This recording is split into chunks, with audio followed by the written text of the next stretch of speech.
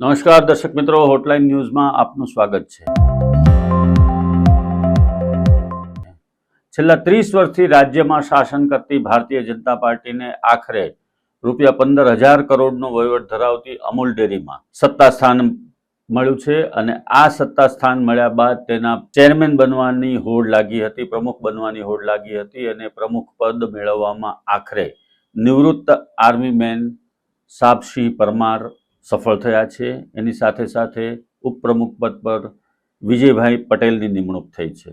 અમૂલમાં board બન્યા બાદ લાંબી ખેંચતાણ ચાલી હતી અને વિજેતા થયેલા ઉમેદવારોમાં જે ત્રણ વખતથી ડિરેક્ટર તરીકે ચૂંટાઈ રહ્યા હતા એ લોકોને બધાને જ એનું ચેરમેન પદ જોઈતું હતું, પરંતુ એ ચેરમેન પદ એ રીતે નહીં મળે એવું સ્પષ્ટપણે ભારતીય જનતા પાર્ટીના પ્રદેશ મોવડી મંડળે નક્કી કર્યું હતું।